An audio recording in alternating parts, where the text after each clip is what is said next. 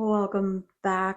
It has been a while since I have been doing a video, so I'm going to give you guys a quick life update. This is going to be a very short video, and then next week we will get into some of the nitty-gritty of what's been going on. But for right now, I just wanted to say, as you know, I took a month off, so I did um your dream life season all of January pretty much, and then I took a break because it just was not working. And I knew from the get-go when I did dream life season that I wanted more. I wanted people. I wanted, I didn't want to do it by myself. I would have loved to have a co-host and, people to do like the meditations and the workouts and even, maybe people coming in to work on recipes and things.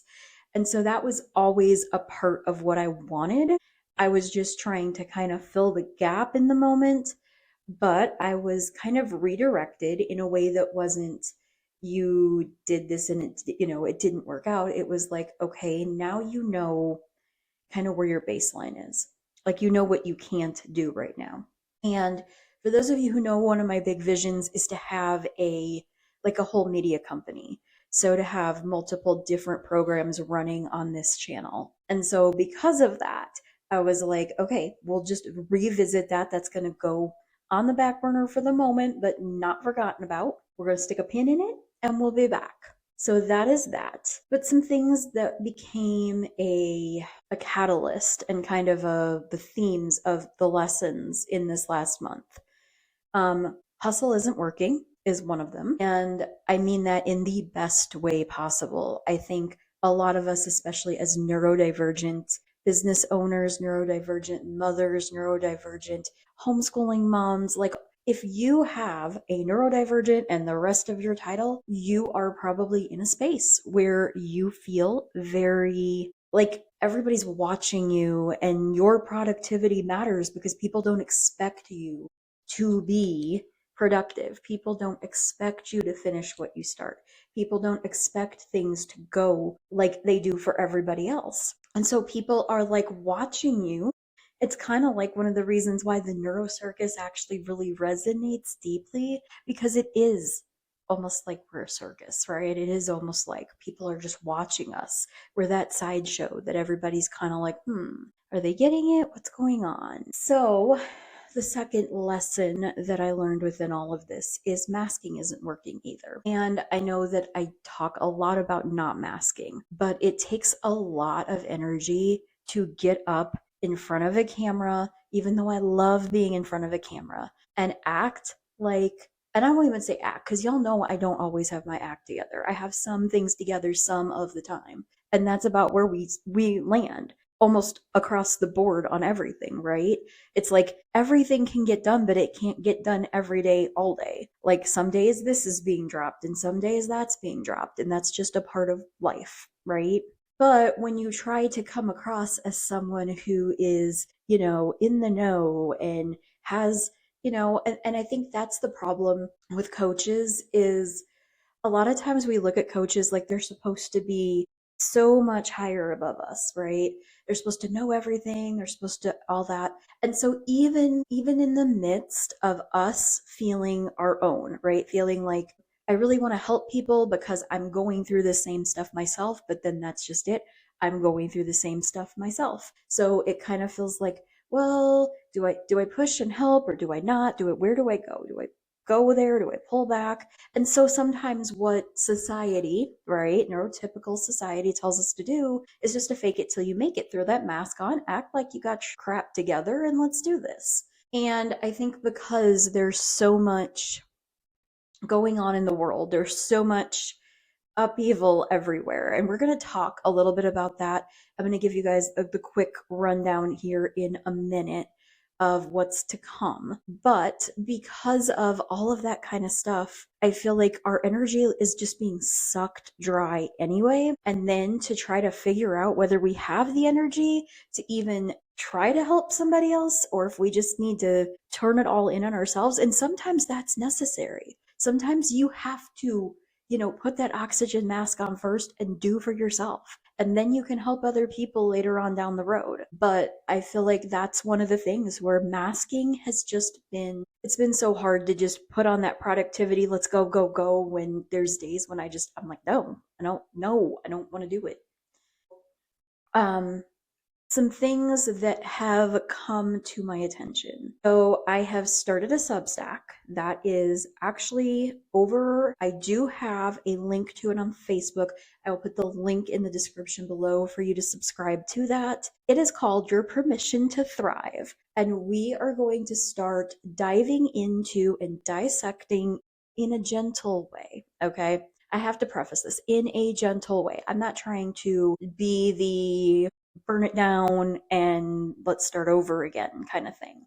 But I think that a lot of our anxiety stems from the public school system and being forced to perform in ways that we can't, being forced to try, and then as us as adults now have children who are in the same boat. And so now we're back and forth between this, especially when most of us have been late diagnosed in this camp here. And so we didn't know that we could have had accommodations. We didn't know how to accommodate our brain when we were, 10, 12, 15, whatever. We know now. We have ideas. We help ourselves. We help our kids. But a lot of times those accommodations don't work in a classroom full of a bunch of other kids in the moment. They try to.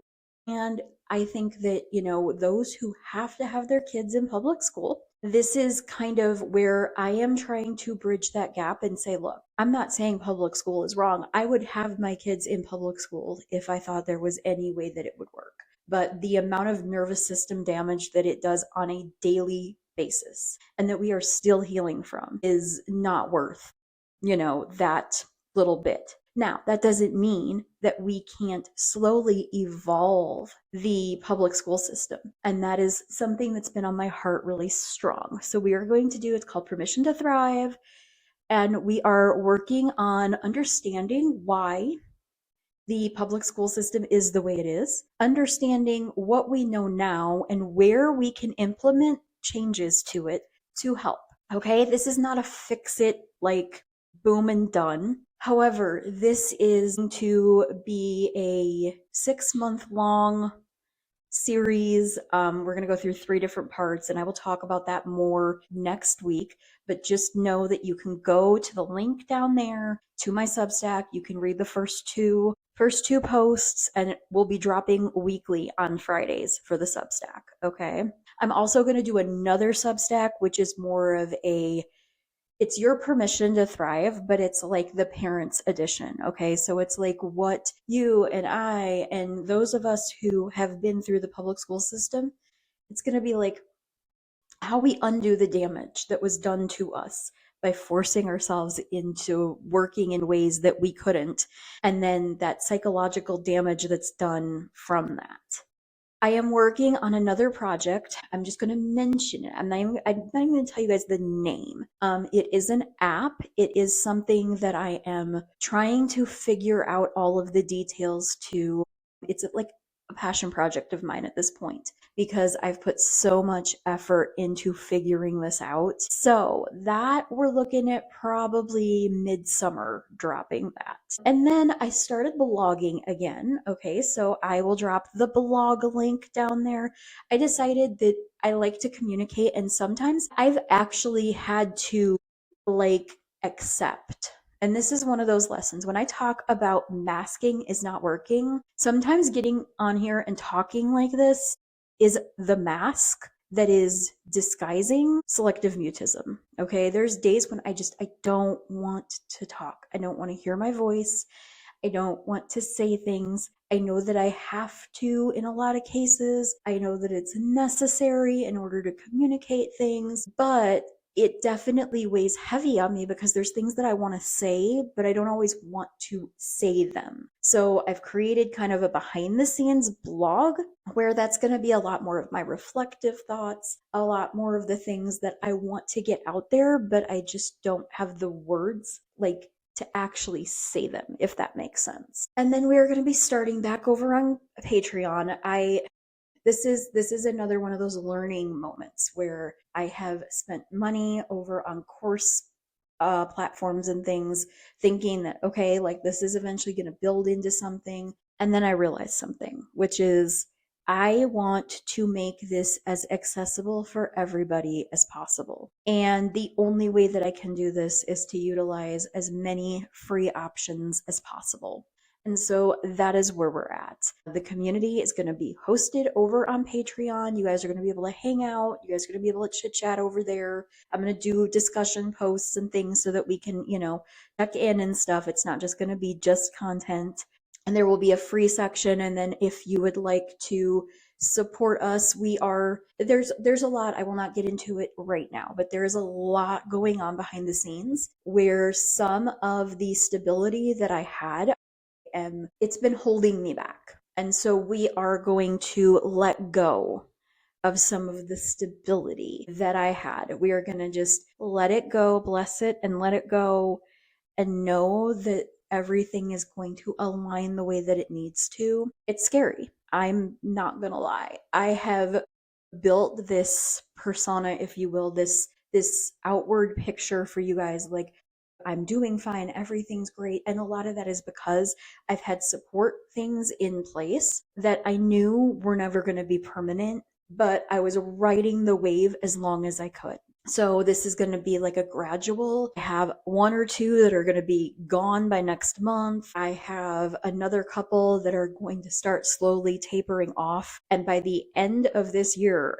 we're going to be fully supporting, based on what I'm making. And, I am believing that I'm not going to have to get a 9 to 5, that I can do freelance or whatever. But that is, and I'm being very honest. I am never this honest, because people have always said to me, well, like you have this thing and you have that thing, but this thing and that thing are not things they are supports when like you're at bare minimum. But the girls and I do not deserve to live at bare minimum for the rest of our lives. And I realize that. And we know that things are going to get better. So that's kind of where we're at right now. I'm going to end this just by saying, you know what, this is the 2 takeaways that I have. Okay, the first one is follow your bliss, because truly when you follow the things that light you up, okay, it may seem hard, you may not know how, it may seem impossible